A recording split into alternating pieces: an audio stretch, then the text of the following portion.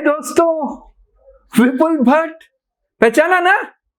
Channel का नाम भी तो विपुल भट्ट है और आप सीरीज देख रहे हैं इंडस्ट्री के सही लोग।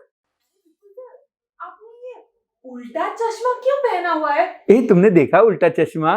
ये बात ये है कि तारक मेहता का उल्टा चश्मा के भूतपूर्व कास्टिंग डायरेक्टर संजय जी आज यहाँ आने वाले हैं। मेरी कोशिश है मैं उनको इम्प्रेस कर दूं। क्या पता उसमें एक अच्छा रोल मिल जाए और या तो फिर एक नई सीरियल शुरू करे विपुल भट्ट का उल्टा चश्मा। Hello friends, this is Sonali with you all again. Industry के सही लोग के सीरीज में आपका स्वागत है। आज मैं आपसे ऐसे इंसान से मिलाने वाली हूँ जो कंट्रोवर्सी में फंस गए थे। अगर उनको गुस्सा ना आए तो उस टॉपिक के बारे में हम जरूर डिस्कस करेंगे। तो चलिए इंडस्ट्री के सही लोगों में से एक संजय चौहान जी से मिलते हैं। हेलो संजय जी। हेलो संजय जी, पहले तो कुछ अपने बारे में बताइए। मेरा नाम संजय चौहान है और मध्य प्रदेश इंदौर से हूँ मैं। मेरी शिक्षा दीक्षा इंदौर शहर में हुई और वहीं पर ड्रामा थिएटर जो भी किया वहीं पर किया। मुंबई शहर में मेरा पिछले 2002 से आना जाना रहा है और कोशिश रही है कि कुछ करूं, लेकिन वो कहा जाता ना है कि इंडस्ट्री के सही लोग, तो मुझे इंडस्ट्री के सही लोग नहीं मिले। ये बहुत अच्छा काम किया विपुल जी ने कि इंडस्ट्री के सही लोगों के लिए कुछ किया है कि लोगों के जो फ्रेशर्स होते हैं, जो नए लोग होते हैं, उनके लिए एक नया प्लेटफॉर्म तैयार किया है कि वो देख सके कि इंडस्ट्री के लोग सही लोग कौन है। अगर मुझे उस समय ऐसे लोग मिल जाते तो बहुत कुछ अच्छा होता। खैर जाने दीजिए। तो बस कास्टिंग ज्वाइन की और इंडमोल प्रोडक्शन हाउस के साथ पहले मैंने काम किया।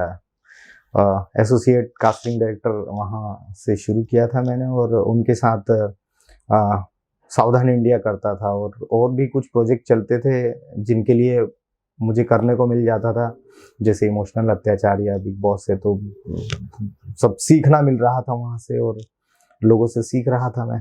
तो मेरी शुरुआत वहाँ से हुई कास्टिंग को लेकर, लेकिन एक्टिंग को लेकर तो बहुत पुराने, मतलब बहुत पहले से सीख रहा था मैं। तो उसके बाद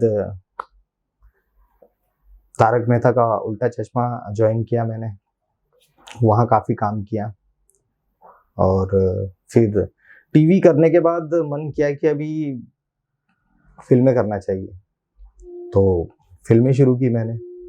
और सबसे पहली मेरी फिल्म थी बेबी सेलर, जो कि इंग्लिश फिल्म है, और दूसरी मेरी फिल्म है बाबू मोशाय बंदूकबाज, जो कि नवाजुद्दीन को लेकर फिल्म थी। तो ये है और आने वाले मेरे 2-3 प्रोजेक्ट हैं जो अभी चल रहे हैं, तो बहुत जल्दी ही आपको वो सब भी देखने को मिलेगा। तो ये है मेरे बारे में जानकारी। संजय जी, आपने थिएटर्स किया है, आप ड्रामास भी डायरेक्ट करते हो। सो आप एक्टर्स को, नए फ्रेशर्स को कैसे ट्रेन करते हो?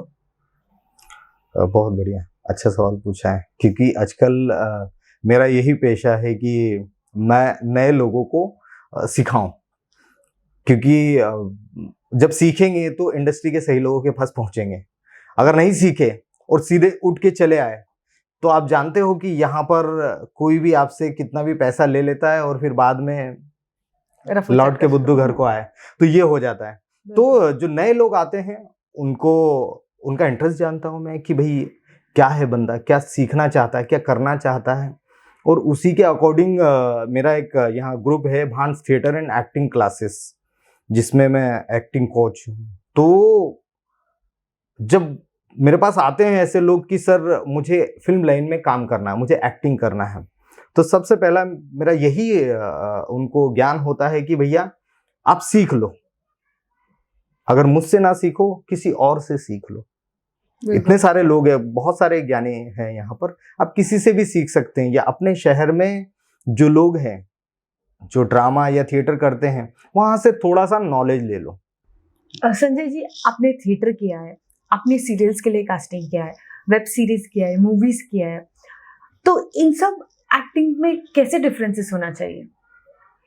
जी, डिफरेंसेस मतलब जहां तक मैं आपका मतलब समझा हूं कि इन सारी जो विधाएं हैं, जैसे एड फिल्म हो गई या वेब सीरीज हो गई या फिल्म हो गई या ड्रामा थिएटर हो गया, इनमें क्या अंतर है, एक्टिंग में क्या अंतर है, वो कैसे की जाती है? अब मतलब मैं इतना बिल्कुल, सही समझाऊंगा। बिल्कुल। तो देखिए, सबसे पहले आते हैं हम थिएटर पे।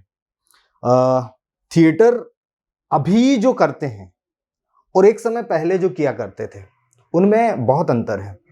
आज का थिएटर बदल चुका है। कैसे? पहले थिएटर करते थे तो क्योंकि ऑडिटोरियम बहुत लंबा है, बहुत दूर तक है, तो वो बहुत ज्यादा फैल के करते थे एक्टिंग। किसी भी चीज को स्टेज करना या टारगेट करना। लेकिन अभी क्या है, लोग नेचुरल ज्यादा करने लगे हैं। थिएटर भी नेचुरल करने लगे हैं क्योंकि हम लोगों को आदत हो चुकी है नेचुरल देखने की। करेक्ट। राइट। तो थिएटर भी इस तरह बदल चुका है। वहीं थिएटर से उठकर आते हैं लोग फिल्मों में।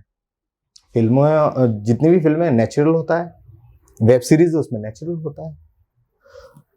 तो पहले एक समय था, तब ये प्रॉब्लम होती थी लोगों को कि ये ड्रामा का व्यक्ति है तो इसको ये इसके मोमेंट लाउड होंगे, लाउड एक्ट करेगा। जी बिल्कुल। अब वो एक्टर भी समझ चुका है। अब वो एक्टर भी समझ चुका है कि फाइनली मुझे जाना है फिल्म के लिए, टीवी करना है, वेब सीरीज करना है। सेटल होते गए हैं, लोग सेटल हो गए और अब सेटल ही एक्टिंग करते हैं। बिल्कुल। आते हैं अब टीवी पर। टीवी पर थोड़ा ड्रामा है। टीवी पर ड्रामा है, वो ड्रामा क्रिएट करते हैं और डायरेक्टर हमारे यहाँ के इतने अच्छे होते हैं कि वो ड्रामा क्रिएट करवा लेते हैं। वो जो टीवी की जितनी भी एक्टिंग होती है वो कैमरा ही करता है ज्यादातर। लेकिन एक्टर भी अच्छे होते हैं टीवी के। मैं ये नहीं बोलता कि एक्टर बुरे होते हैं, लेकिन कंटेंट, वो उनको क्या चाहिए टीवी में, किस तरह का शो है, पब्लिक कैसी है उनकी देखने वाली, उस तरह से वो शो बनाते हैं, वैसी ही एक्टिंग करवाते हैं। बिल्कुल। अब आते हैं एड पे। एड फिल्मों में एक 30 सेकंड के एड में उनको सारी चीजें दिखानी होती है। उनको अपना मैसेज कन्वे करना होता है कि भैया मैं ये बेच रहा हूं, इस वजह से बेच रहा हूं। एक्टर उतना अच्छा लेते हैं वो कि वो एक्सप्रेशन वाइज वो समझदार रहे और वो कर जाए। कई बार डायरेक्टर बहुत अच्छे होते हैं जो करवा लेते हैं उनसे। बिल्कुल। तो आपके सवाल का ये जवाब है मेरे पास। और अगर आप और डिटेल में जाना चाहेंगे तो ड्रामा और थिएटर से आने वाले लोग इस इंडस्ट्री में वही लोग अच्छा कर रहे हैं मेरे ख्याल से। और सीखना बहुत जरूरी है। ये लोग सीख कर आते हैं। मतलब हम बोलते हैं कि ड्रामा और थिएटर, लेकिन ये ड्रामा थिएटर में सीखने जाते हैं ये लोग और वहीं से सीख कर आते हैं, जो आप लोगों का टाइम बचाते हैं। वरना शूटिंग में अगर नए लोगों के साथ काम करोगे, शूटिंग में कितना टाइम चले जाएगा, प्रोड्यूसर का कितना पैसा खराब हो जाएगा, डायरेक्टर का कितना नुकसान हो जाएगा। तो वो लोग सीख कर आते हैं। लेकिन जो लोग बिना सीखे आ जाते हैं, सॉरी मैं आपने सवाल नहीं पूछा लेकिन फिर भी मैं जवाब दे देता हूं। जो लोग बिना सीखे आ जाते हैं कि चलो मुझे इस इंडस्ट्री में काम करना है, मुझे फिल्मों में काम करना, मुझे टीवी में काम करना, मुझे एड में काम करना, मुझे बड़े बड़े होर्डिंग्स लगवाने हैं अपने, उन लोगों के लिए बहुत कठिनाई है। क्योंकि आप कभी भी बिना सोची समझी प्लानिंग से निकल जाते हैं, अंततः आपको घर पे आना पड़ता है। तो उन लोगों के लिए बहुत परेशानी। ऐसे लोगों को, मतलब ऐसे लोगों को ही सही लोगों की जरूरत है, इंडस्ट्री के सही लोगों की जरूरत है। बिल्कुल। रीजन ये कि उनको सही रास्ता दिखा सके। अगर उनके लिए वो इंडस्ट्री है तो उनको बता सके कि सही लोग ये है, इनसे मिलो, कुछ सीखो या कुछ करो, वो बता सकते हैं।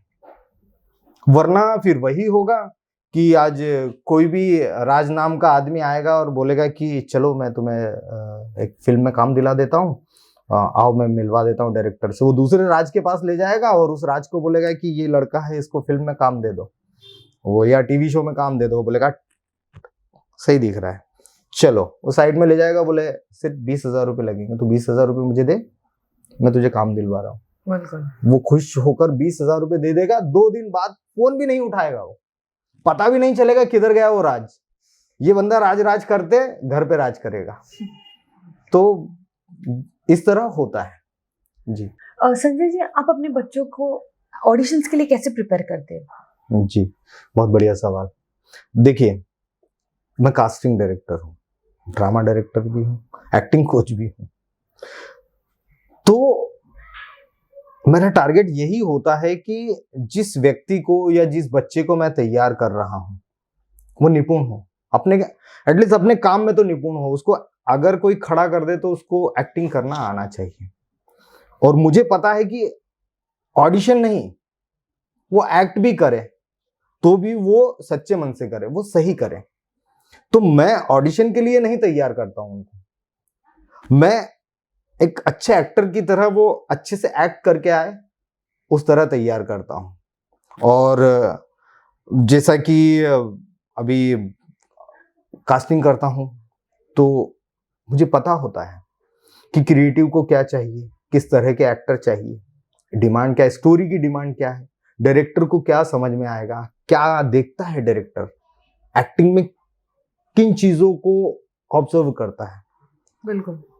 और मैं उन्हीं पॉइंट्स पर काम करके और एक अच्छा एक्टर तैयार करता हूँ। और वो ऑडिशन में तो वो निपुण हो जाते हैं, ऑडिशन तो देकर आ जाते हैं और काम भी अच्छा करते हैं।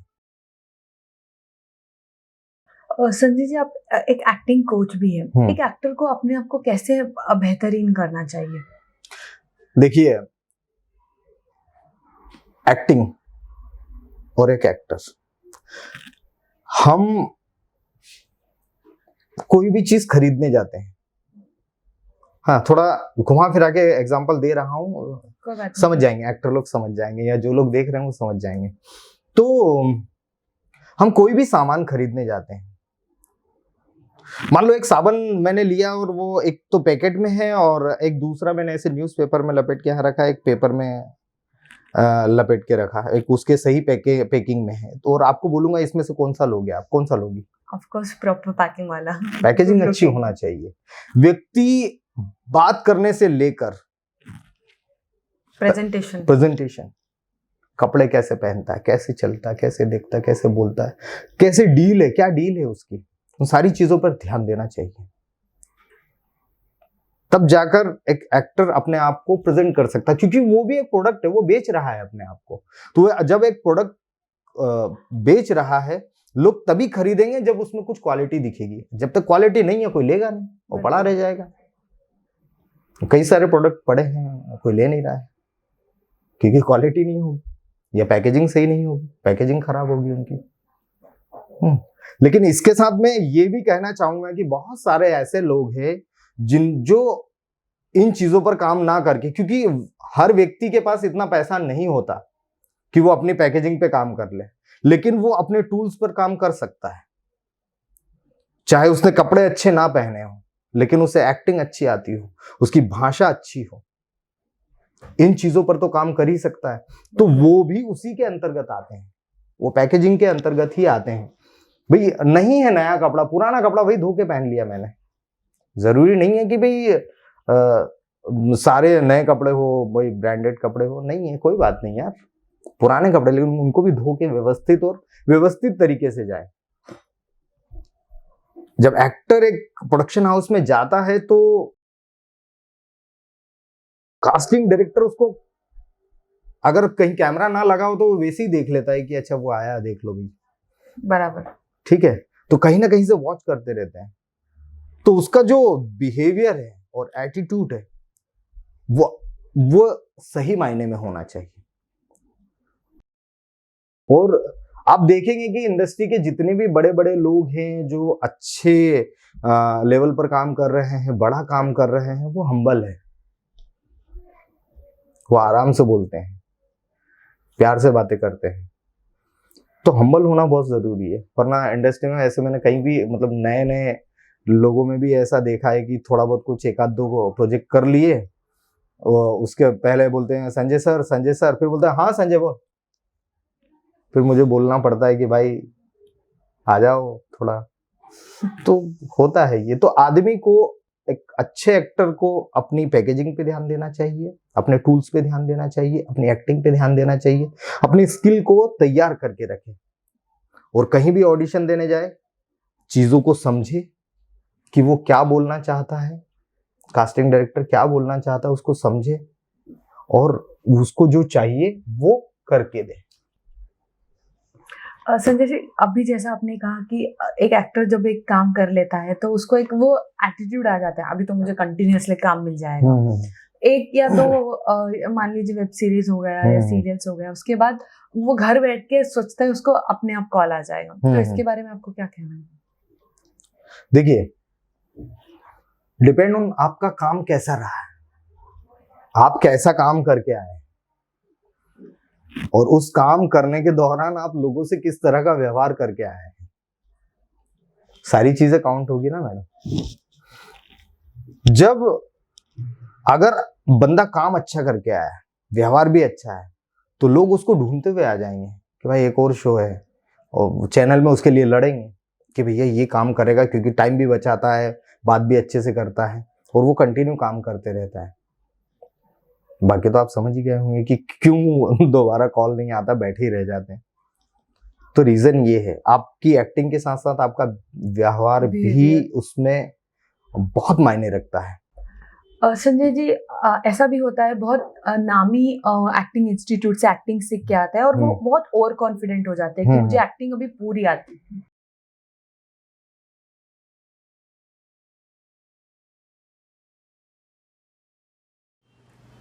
दोस्तों, एक्टर बनना चाहते हो ना? सिंपल, ऑडिशन दीजिए। हाँ, ऑडिशन की सही जानकारी मुझसे जुड़िए। विपुल भट्ट, डेली ऑडिशन अपडेट्स।